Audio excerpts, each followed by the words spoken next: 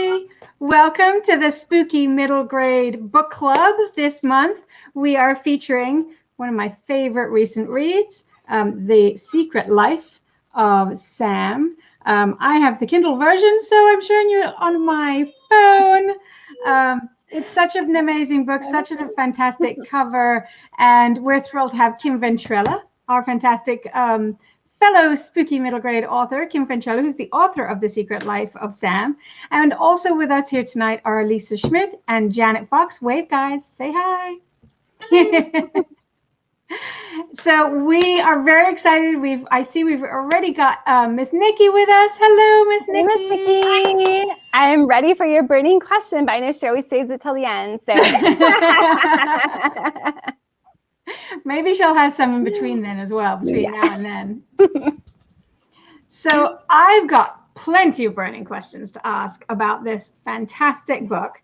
And Lisa and Janet, I hope you've got some as well. And for anyone who's watching at home, please put any questions you have in the chat and we will make sure to get those in too. Kim's here to answer your questions, and we're going behind the scenes of The Secret Life of Sam today. All right. So Kim, tell us about your inspiration for this amazing book. Ooh, that is a great question. Well, a lot of my books kind of delve into this topic of grief and losing someone that you love, even as I've shown off in some of our spooky middle grade visits with classrooms. My very first book that I wrote in 6th grade, it was a picture book, was all about the same topic. So it was about these 5 adults and they all lose somebody they love and they form a club called the Wednesday Morning Club to deal with their grief essentially and had a really tragic ending. So I'm always finding different ways to explore the topic. And my 2 first books, Skeleton Tree and Bone Hollow, kind of tackle it from the perspective of re-evaluating and reimagining the figure of the Grim Reaper. Bone Hollow, you're kind of put in the shoes of a boy who's asked to become death with a capital D or something kind of similar to a Grim Reaper. And then with Sam, it's a totally different perspective. So you're looking at the aftermath of what happens. And so you can kind of, for people who haven't maybe read the book yet, I'll just give you a little summary of it. But so you have the main character, Sam, and you can see, I love the illustrator, Brandon Dorman, did a really cool job on the cover because you have the alligator, which there's a legendary alligator in the book. But then if you look inside closer, you can see there's like a whole world portrayed inside the alligator. And you have Sam and his dad on the swamps of Louisiana where he's grown up and it's all he's ever known, is like sitting on the dock, popping an Orange Crush, his favorite drink, and listening to his dad weave these amazing tall tales from his life. And he's not really sure which ones are true and which are made up. So that's what he's always known, and he's very happy in that life. But before the story even begins, his world is turned upside down when his dad dies very suddenly in a car accident. So this book is different from my other books in that it explores the aftermath. So this tragic event happens before the story even begins. And then Sam is basically dragged away from his home on the swamps of Louisiana, and he's taken to this small, dusty town in Oklahoma with an aunt that he hasn't spoken to in 4 years. So it's a very fraught situation, and he doesn't want to be there. But then what he discovers one day is this tree near his school that has a gaping hollow in the center.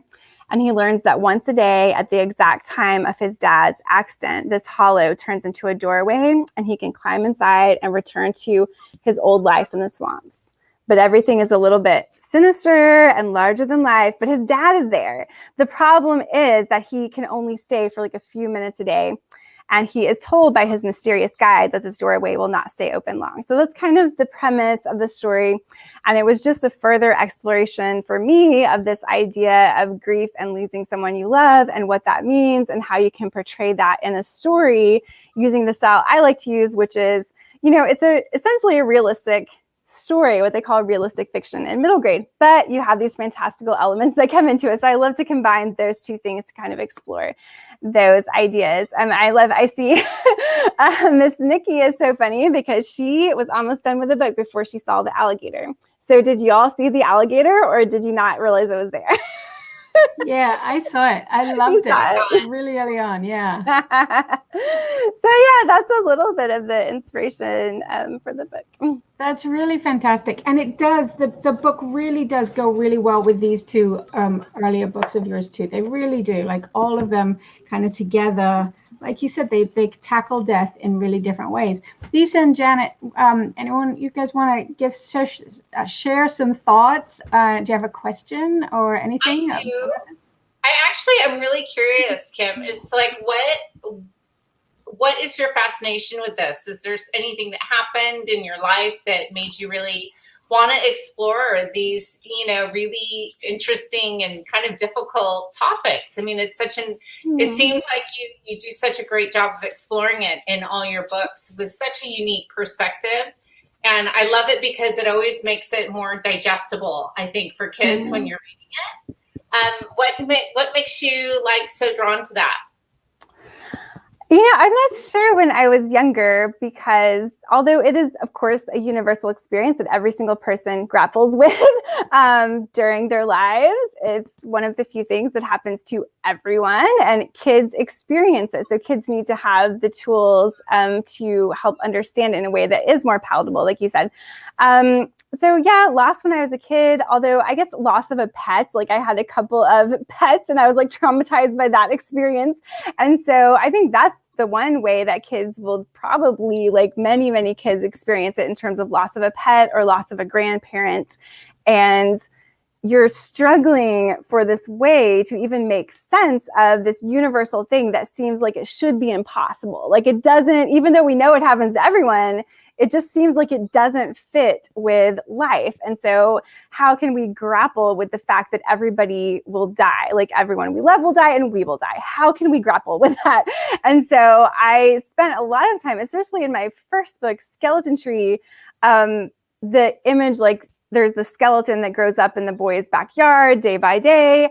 But what we see is that rather than being this kind of Grim Reaper type figure, the skeleton is really afraid of Stanley, the main character, trembles when the skeleton sees him.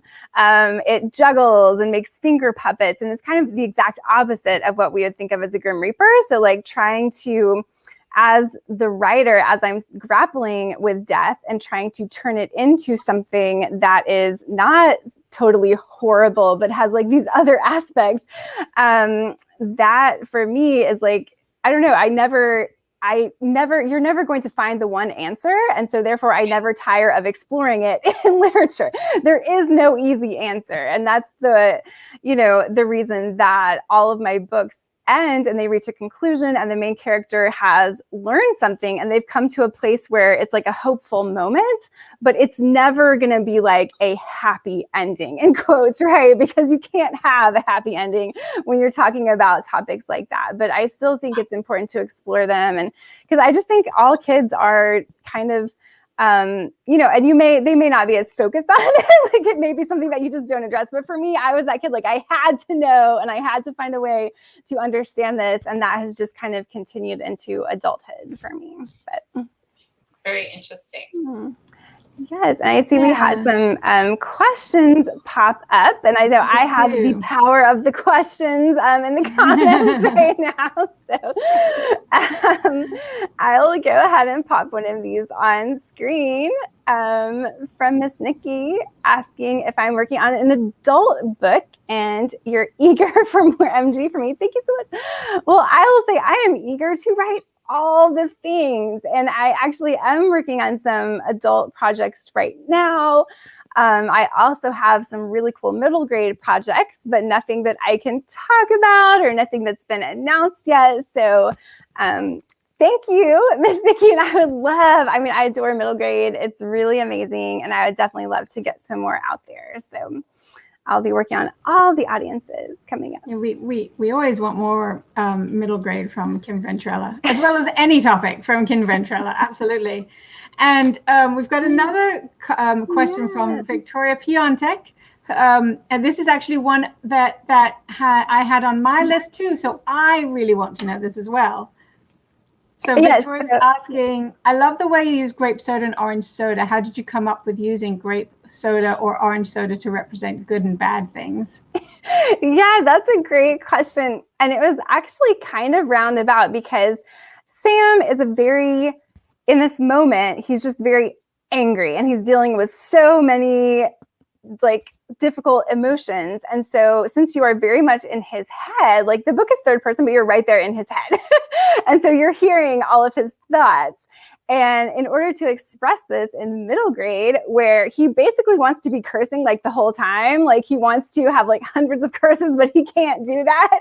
And so what is some kind of creative way to do that? Well, in the story, there's all this nostalgia wrapped around Orange Crush. Like his dad was such a huge fan of Orange Crush, and he had this quirk where he liked to drink it warm, like warm Orange Crush just tastes like syrup. Anyway, but like Sam, because he loves his dad so much, he also like loves Orange Crush, and all of his memories are just wrapped up in this. So I was just thinking, okay, like it would make sense maybe that what is the opposite of Orange Crush? Grape soda. And so maybe that is something that he could use in place of a curse word. So every time he describes something that he hates, he just uses the term grape soda instead of cursing. And his dad kind of has these other things that he uses too, like a blue jay instead of a jerk or something like that. So yeah, it's kind of just a creative way to avoid cursing, but then to talk a little bit more about how about the nostalgia that's wrapped up in the orange soda for Sam.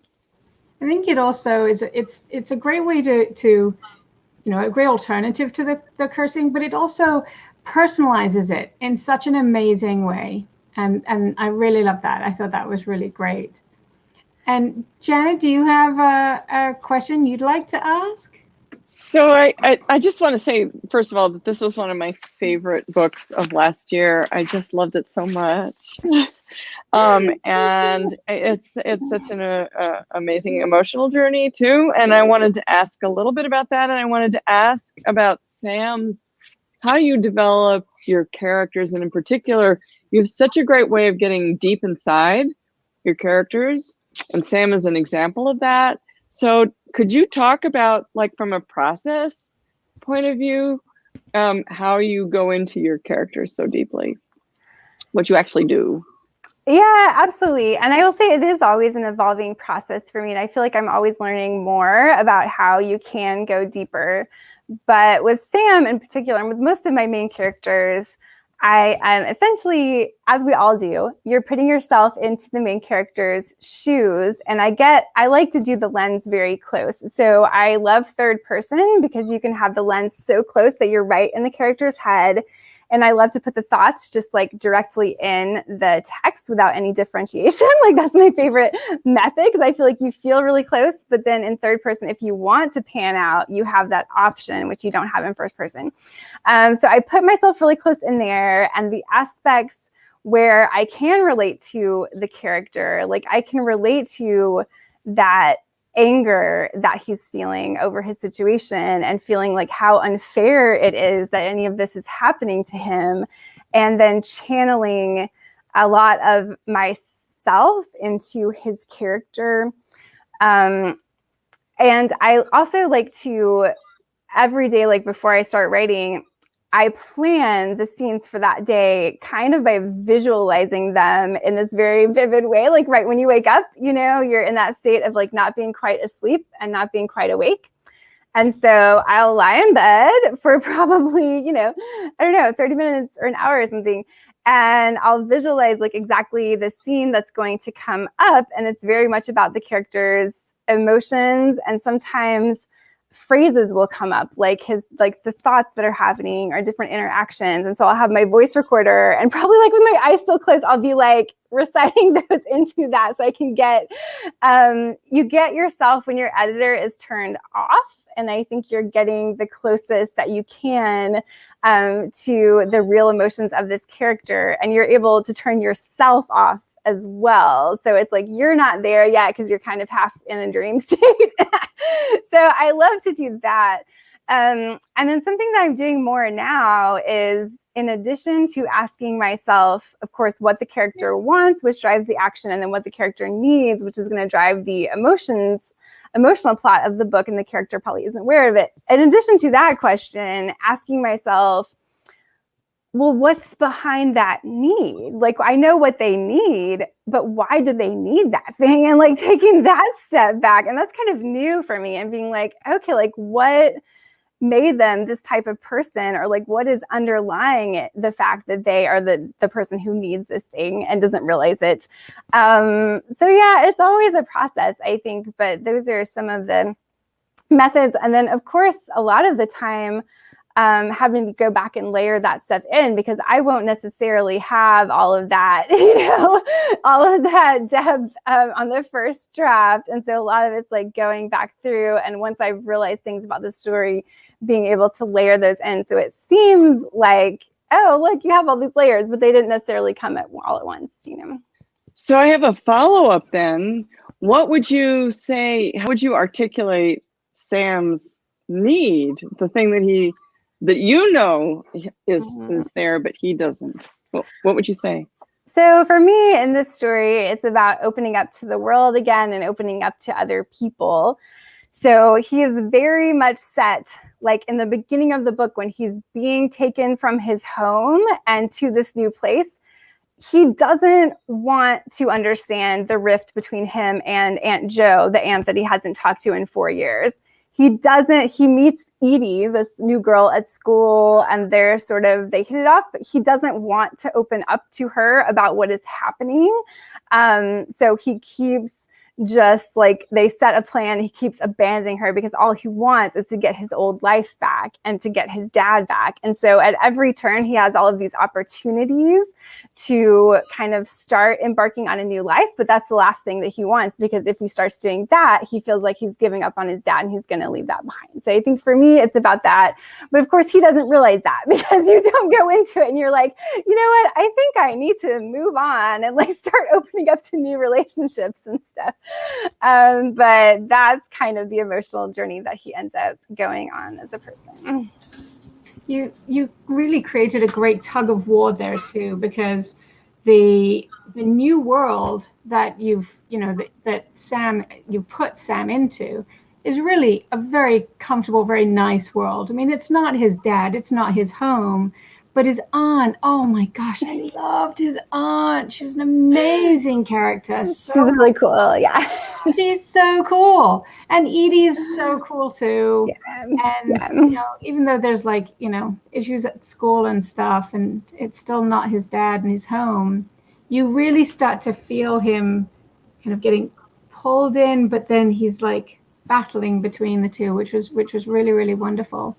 And we've got another question here from Victoria, continuing on the characters. She asks, your characters have so much personality. Do you base them on people you know? Well, mostly Victoria. She's going to be like every character. And we all know Victoria Piantek. She's also an amazing middle grade author. But no, I generally don't, especially the big characters that have really fleshed out personalities. I'm never going to take like a real person I know and just plop them into the book, right? Now, on occasion, of course, parts of them will end up in the characters, like parts of different people kind of combined. And then like a lot of me is going to end up in the point of view character. But also the secondary characters, like sometimes there's a character who has a much smaller role, and sometimes someone I observe, someone who's just very interesting in real life that I don't know very well, might end up kind of in the story, because I don't know them well enough that it would actually be like them, but there's just something interesting about them that maybe I'll want to kind of stick them in there. So I don't know that there's one in this story that I can think of, but on occasion I will do something like that. And sometimes just like cool traits that people might have will end up like, I would love to be like Edie, who is Sam's friend that he ends up making, because she's this amazing inventor. Like she has a complicated kind of home life, but she's coming up with all of these really cool gadgets and like a big Rube Goldberg machine in her kitchen to make toast, and this giant like robotic grabby hand to clean the gutters and things like that. So I think she's really cool, but there's no like one person that most of my characters are based on. That's really interesting. So continuing on the characters, and I'm sure that Lisa and Janet have some more questions too, but let's quickly get with Miss Nikki's. Where do you get your ideas? Do you imagine a character first, or plot first, situation first? What comes to you? It will be different for everyone, but lately and I think actually a lot of the time it's questions that I have. So like I talked about, I have questions about death and like what that means, or I have questions like right now. I'm working on a story about belief. Like, why do people believe the things that they do, and what can be the result of extreme beliefs that are not based on evidence? You know what I mean? So a lot of times I think it is something like that. Like, I have a big question that I want to answer, and I want to see if fiction might be a way to explore that, because the real world is just confusing and has no order. But in fiction, everything can have an order, and at the end of it, there's going to be some meaning to what has happened. Whereas in real life, the only way we can find meaning is to add some kind of narrative to it, because everything is more chaotic. I generally start there. And of course, when we're talking to our students that we do the student visits with, for people who don't know, Spooky Middle Grade authors, I'll just give a quick plug. Go to spookymiddlegrade.com if you're an educator working with grades 3 through 8. And I know Miss Nikki, we're coming to visit her class very soon. But you can have an author Q&A with 4 spooky authors with your students. And what we often say when students ask, where do you get your ideas, is the what if question, which I really do use. And especially for my very first book, Skeleton Tree, I asked myself this question: what if I went outside one day and I looked in the grass and there was this little finger bone sticking up? And it was because that image just popped into my head randomly, as it does. And I thought, what would I think? I would probably think there was something buried, like a dead body, but what if that wasn't it? And the bone started to grow day by day. And so that's where that whole story started. It was just the what if question. And this was one of my books that I had so much fun writing, because I really discovery wrote it. So every day you're just kind of uncovering a little bit more, and you're answering that what if question a little bit more every day. And I really did not know where that story was going to end. And it was a surprise to me when it happened. So I think that is a really, do the what if question, being really observant, and being ready for when that inspiration strikes. Like we are, you talk about like the scientists who made the big discoveries. The reason was because they had spent so many years preparing, that they were ready for when that big idea finally came to them or whatever. And I think it's the same with authors. Like, you need to prepare your mind and be very observant and give yourself time to think, like times when everything is turned off and you're just there by yourself, and then the inspirations can come to you. But thank you for that question, Miss Nikki. I love that. I love that idea of, giving ourselves time and space, and keeping our eyes open with research and stuff. That's really wonderful. And Skeleton Tree is a fantastic premise. I love that book so much too. Thanks. So I got another question here for you. The voice of The Secret Life of Sam is so amazing, and it's so different from your other books. It really is. You can really get that Louisiana feel, even though, and I talk about this with students a lot, like, if you're close third, it's still good to have like an essence of that character within the voice. So it makes sense that it's got that Louisiana feel. It adds to Sam's character so much, even though it is third person. So do you have a connection with Louisiana? Like, how did you get that voice so well? What did you do? Well, I did go to college in New Orleans, although that's a very different setting than the swamps and like the bayou where Sam grows up. But yeah, I went on like the swamp tours where you float down the swamps and you see the houses like Sam's that are built directly on the water, and they have that little dock like out behind the house, so you can just go right there. And then there are, like gators and things out there, just right there.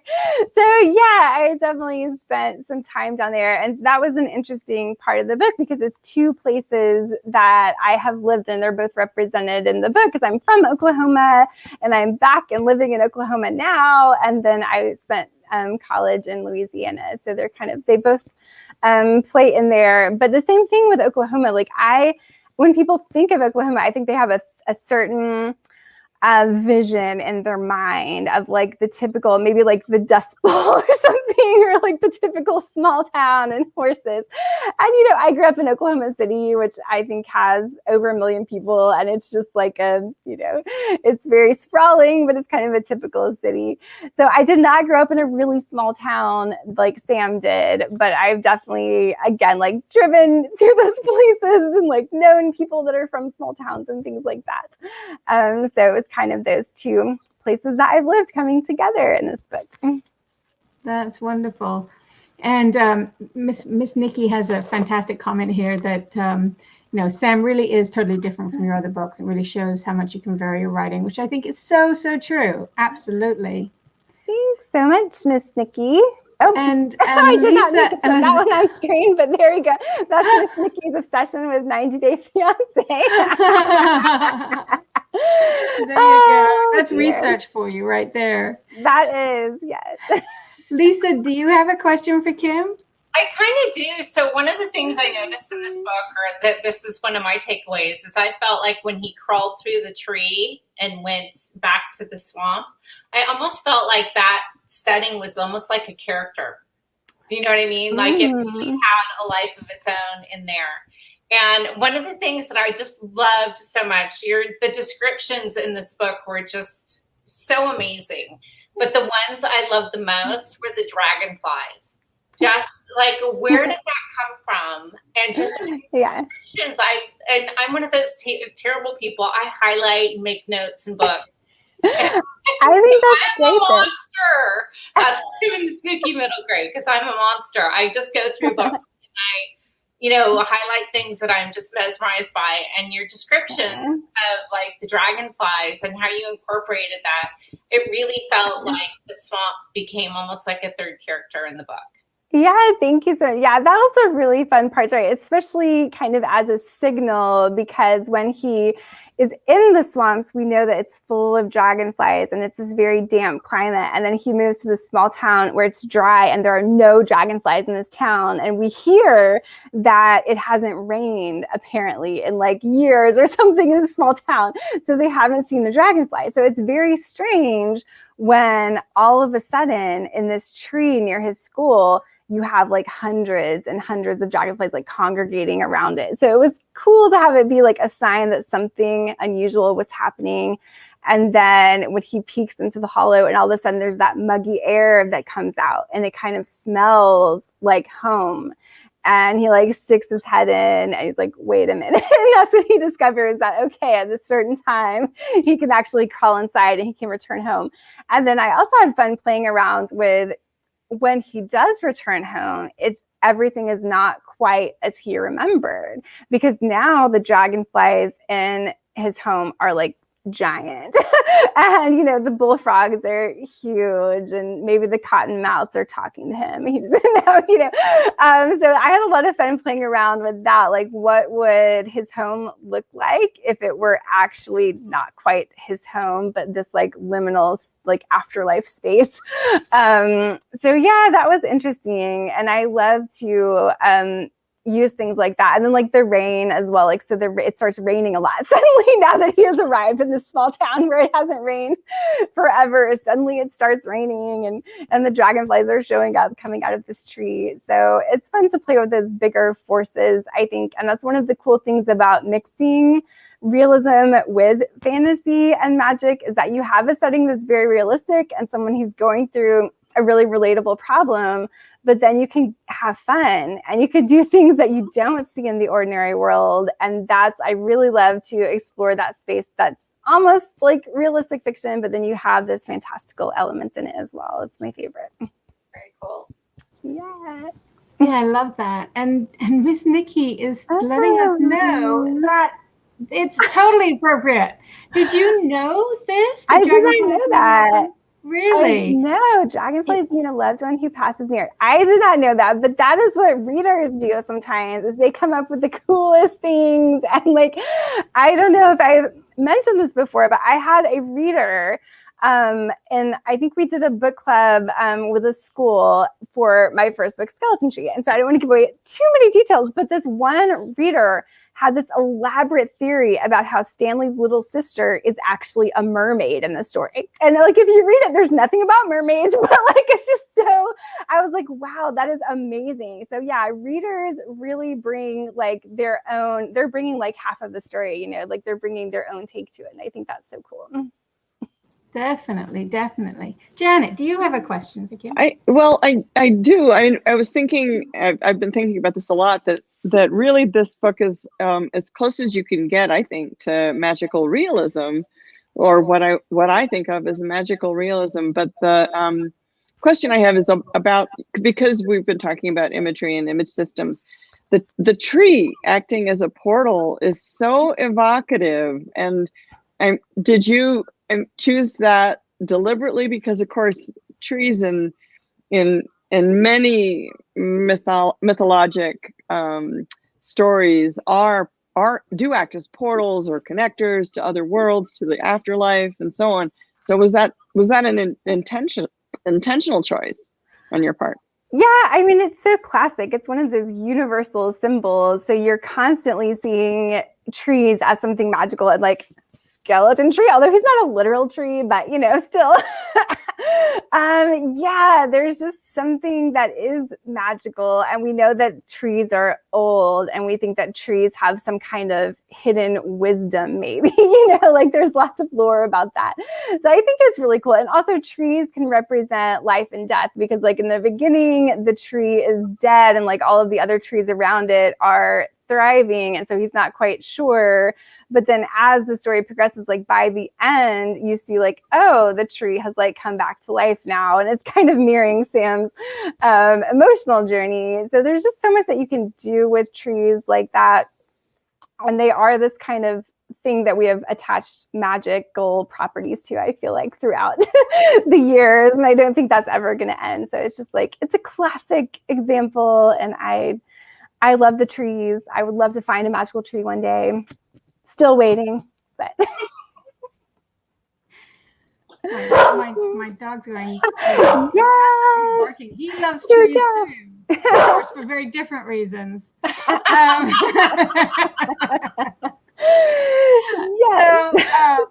So my next question here then, on that same realm of the tree and the hollow, if you found a tree hollow and it had a portal, and you know, and maybe some dragonflies around it, A, would you go in? And B, what would you hope to find on the other side?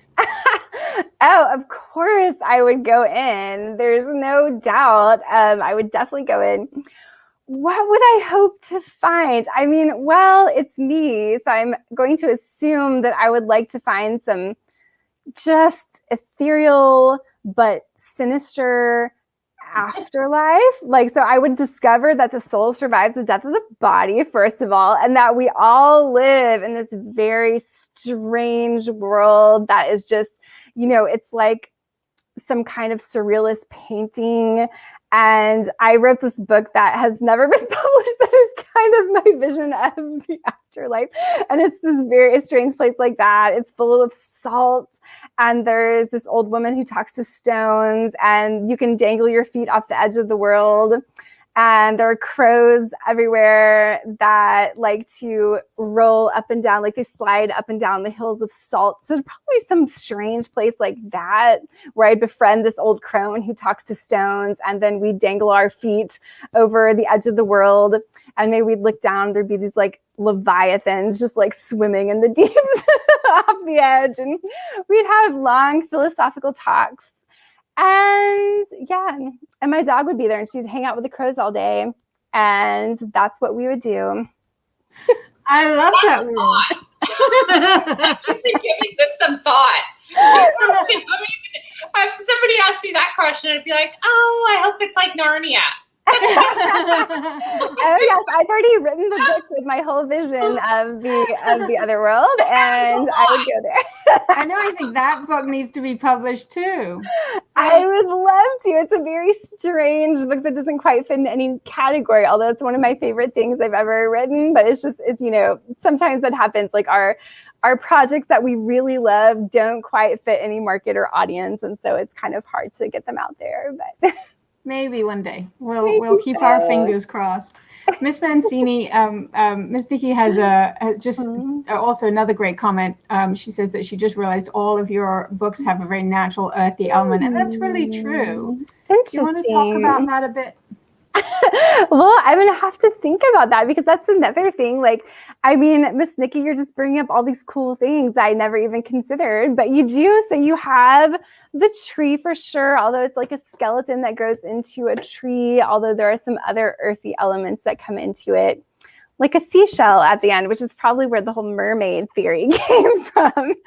And I'm trying to think about Bone Hollow. You do have this very ornery chicken and like a mysterious hollow that's set in the woods. So it is set in nature. And in this woodland hollow, there is a labyrinth in which you can see glimpses of a strange afterlife type world as well. Yeah, and trees actually played a role, although it's so funny because I can't remember if the scene stayed in or if it got cut, but at some point they went tree jumping, Gabe and the mysterious girl that he meets in the woods.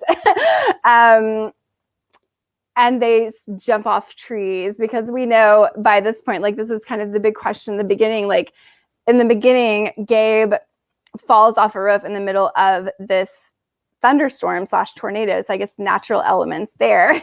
And then suddenly everyone in town thinks that he is dead, but he feels fine. So we're asking this question, is he dead? Is he somewhere in between death and life? And he meets this girl who's having she's a similar type person and she knows what's going on, but it takes her time to explain it. But in one scene that may or may not be in the book, so you'll have to read it, they go jumping off of these giant trees that are deep in the woods. Because they can survive it because they are not quite alive anymore. And it's a really cool scene. And Hello Future Me has, of course, the element of Bigfoot because June, the main character, lives in this really cool, quirky, small town. And it is near the woods and things like that. And so it is purportedly the Bigfoot sighting capital of the entire world. And there are tourists coming all the time. And so, yeah, she is near the woods and near Bigfoot. And she has a woodland encounter with a creature, although you'll have to read to see, like, is it Bigfoot or is it something even more mysterious? So yeah, I guess those elements do kind of come up, and I love to write about stuff like that. And a lot of my books, like stories that aren't necessarily out, I write a lot about like the ocean. I'm really fascinated with the ocean, so I'll be excited when that actually makes it into a book that is published. Although if you get to the end of Skeleton Tree, there's an ocean scene at the very end. But yeah, I'm not sure where that comes from, except for the natural magic that exists in nature. And that's something, again, that we can never understand. Like, we are probing these other planets, like we're going to the moon and we are sending vehicles to Mars, but we only know like a very tiny percentage of what lives in our own oceans. And I think that's so fascinating because it's right here, but then again, like we can't go there. Like your average person, and even like, scientists who have all this equipment, they can't go into the depths of the ocean to really explore what's down there. So it's all here, but it's so full of mystery. And also just how does nature work? Like that's a big question I have that will never be answered. Like it's too complex and miraculous and you can never understand it. And so I think, there's something so magical about it that you have to put that for me in all of these books and touch on that a little bit. And so I'm excited also to read Samantha's upcoming book, Arrow, which I know deals a lot with nature. So yeah, I think that's something I'll continue to explore for sure. Yeah, and I loved when you said that really hit with me when you talked about how nature is very magical. And I think that might be part of my fascination with it too, because a lot of my books are the same way, and I have a lot of these, and then ocean too. I mean, my first book The ocean played a big yes. part of my first book because, Mm. yeah, I love the ocean. And Me too. yeah, it's so amazing. Well, Lisa, do you have another question for Kim? Anything else? Any other thoughts or questions? Now, you know what's, this has been it's been like a master class for me. I know, I love these conversations. I'm in the home stretch of writing my middle grade, and I'm just like listening to you, and you're just, the one thing I just love so much, and Sam, I think you touched on this, is just how rich Sam's character is. I mean, it is just, there's so many layers to him, and you just can't help but fall deep into the story because of his voice. And so, one, it's really good to hear how you like come up with that. And then also it's really hard when you're reading it as a writer thinking, oh my God, I'll never write like this. You know, it's very, but it is. I read books like that all the time. Like pretty much every book I read, that's what I think. So yeah. I'm like, as you were talking, I'm like, okay, tomorrow morning when you wake up, just don't fully wake up and start thinking about your book. Maybe the answers will come to me and take me home with this one. Yeah, it's so helpful. I have to say, the days when I can really visualize it, like that right there, it takes away the barrier that I otherwise have to writing, because I think that's sometimes the barrier for me is when I sit down and I'm not quite clear on what I'm going to write. But if I visualized it and I just have the images there, all I have to do is put the words down on paper. The writing for me comes so much more easily on the days when I take the time to do that. Do you plot very much, or are you kind of a combination of, kind of a pantser and a plotter? It sounds like, I feel like you're almost a little bit of a pantser, just like how you sit down each night, or do you really know, in increments where the story is going? Yeah, I'm kind of a combination because I will say, like, at this point, before I start, I will come up with at least the important beats of the story. So the structure that has been easiest for me to use is a 7-point plot structure, which is from screenplays, but it just has basically 7 important points. And so something like that is very broad and you're not breaking it down into scenes.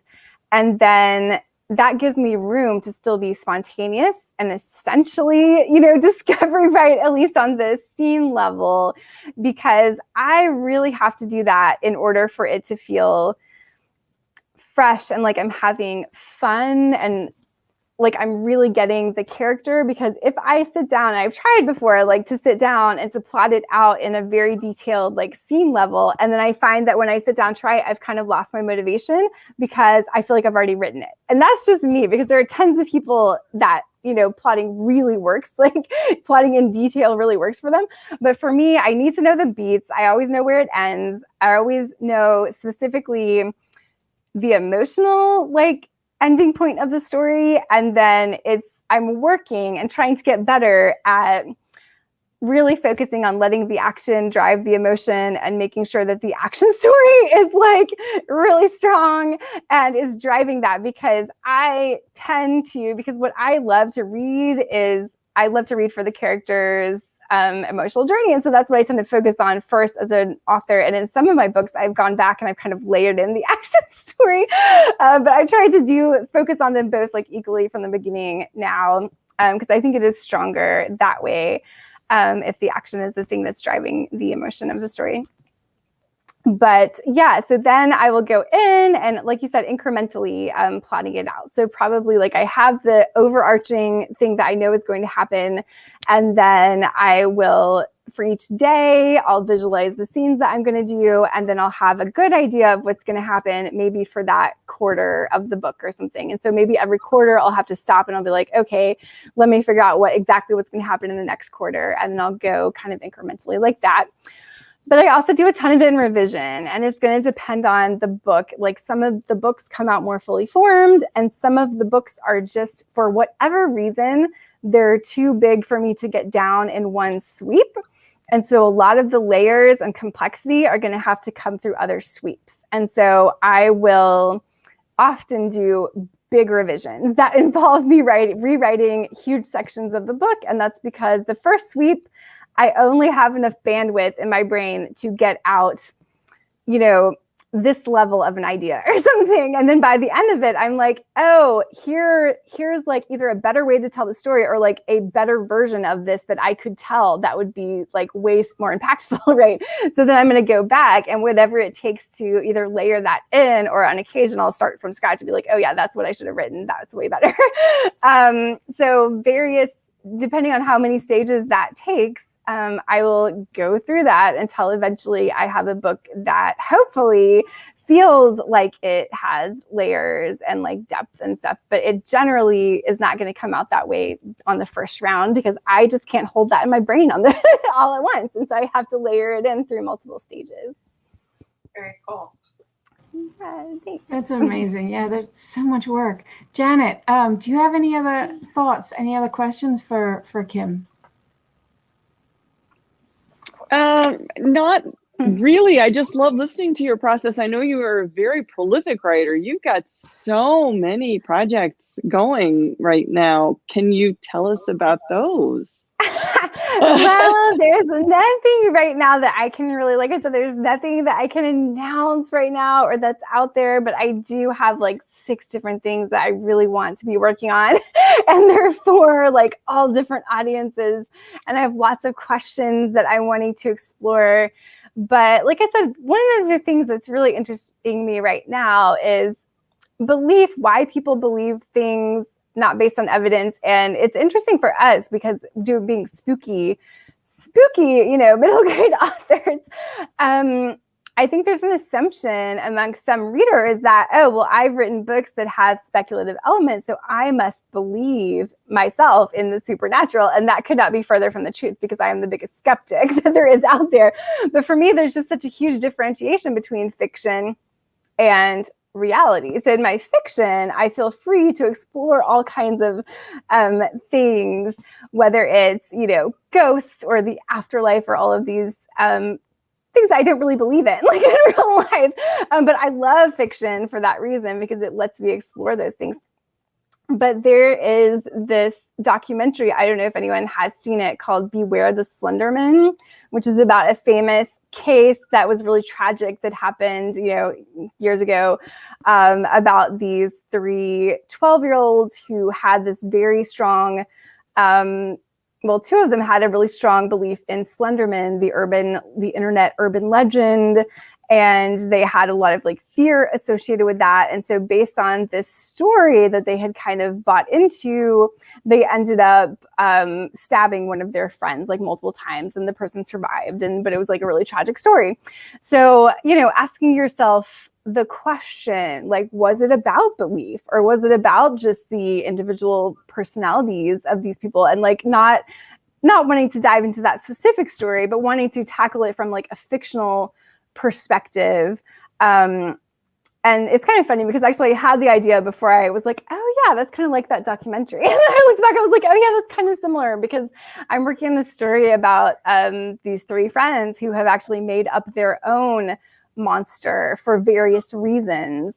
And it's, partly a way for them to escape their lives, which are not always perfect at home. And it's a way to strengthen their bond, a friendship that they have. And there's so many like reasons why this amazing like imaginary story is wonderful. And I was like, I love imaginary stories and I love daydreaming. And I love, like when I was a kid, I would always play out these imaginary stories with my friends, right? But then, just also asking those questions of like, so what would motivate someone to take that to a step beyond where it's no longer imaginary for that person and it's like motivating real world actions? And that's just a question that I find really interesting. And there are a million different ways to answer it, but kind of looking into a character and coming up with a character who, what would it take for someone to really like buy into something like that and for it to affect their actions? So stuff like that.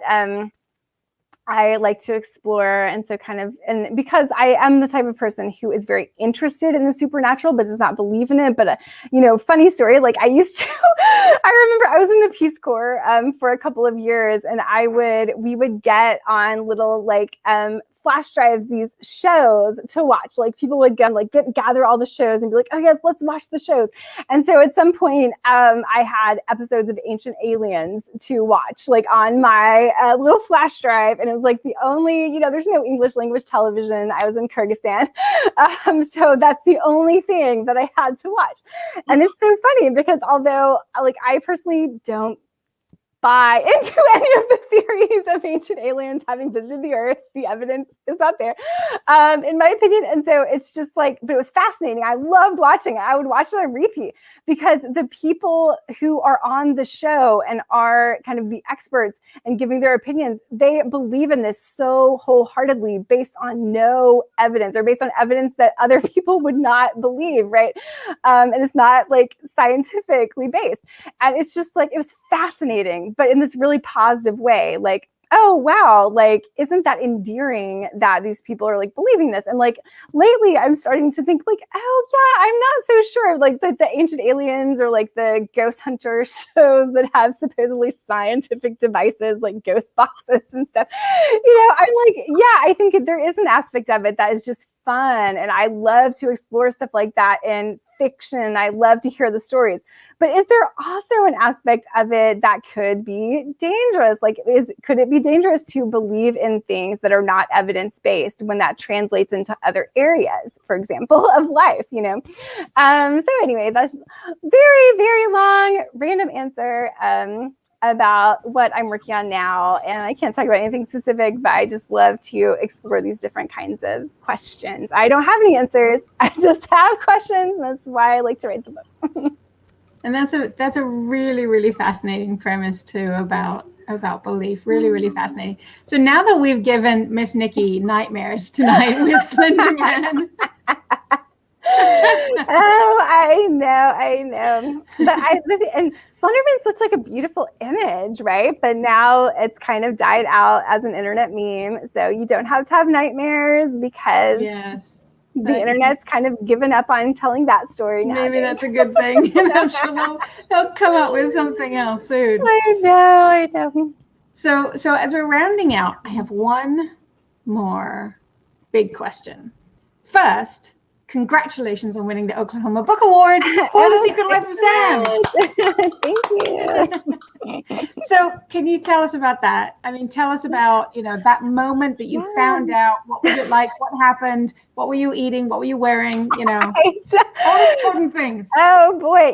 Honestly, I don't remember, but it's so funny because of course we're still in like pandemic times now. So I'm actually really glad that it was pandemic times because I remember attending the Oklahoma Book Awards ceremony, I think maybe 2 years ago or something.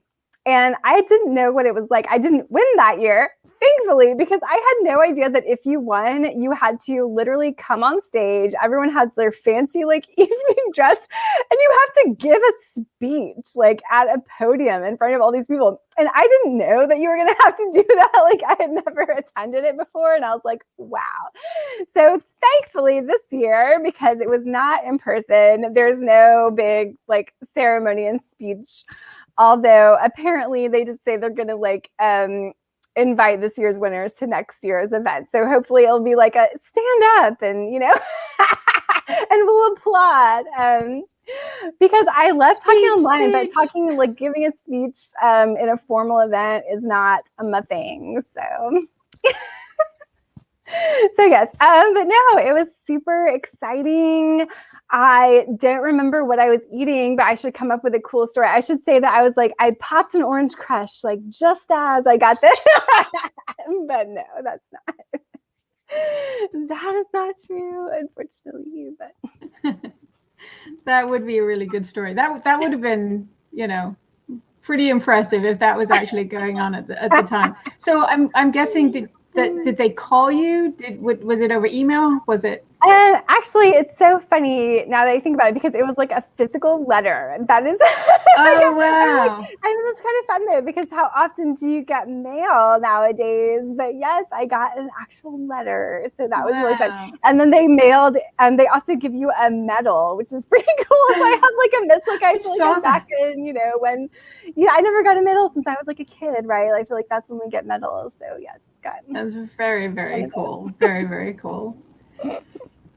Well, does anyone else have any last questions?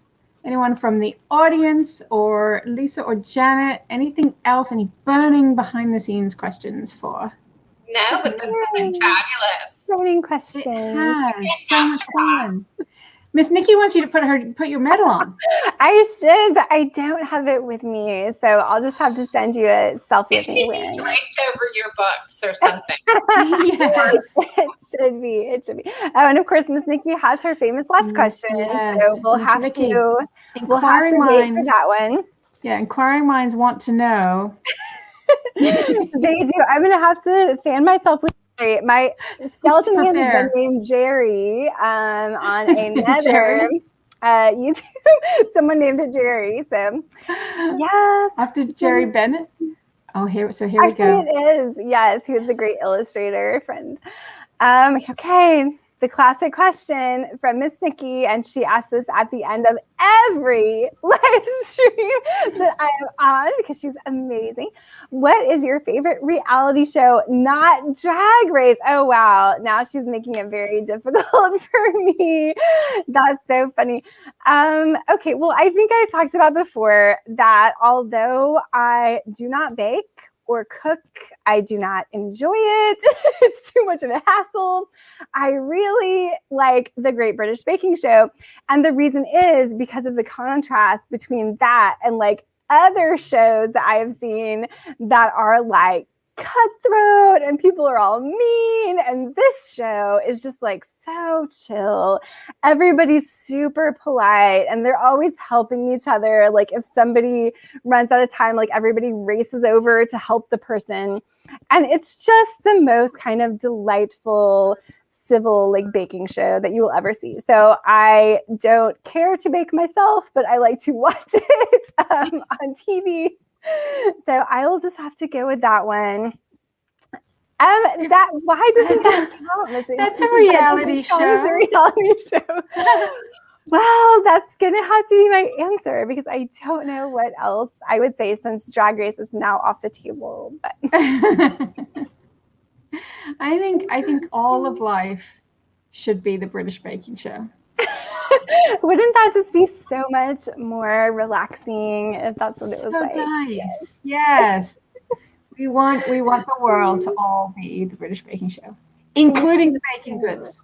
Oh yes, include those as well. Well, and I know, I don't know if anyone else has any last minute questions, but I do want to talk about next month's book. So next month, and actually for people who joined last night, we had a live stream that was with Jacqueline West, and we talked about her new book, Long Lost. But our next book club is all just focusing on Long Lost, and we're going to be taking your questions, and it's actually going to be on the 30th. So I'll put up a little thing with the date as we go out, but definitely join us next month for our discussion of Long Lost by Jacqueline West. And thank you everybody for being here today. Oh, there it is. Thank you everyone for being here today for celebrating The Secret Life of Sam. Thank you Lisa and Janet for joining us in the book club. And Kim, thank you for being here, for letting us grill you and find out all of your behind the scenes secrets of writing. Absolutely. Well, thanks so much for joining me today. It was so much fun. Thanks, and Miss Nikki and Victoria and everyone else watching. Thank you so much, and we'll see you next month.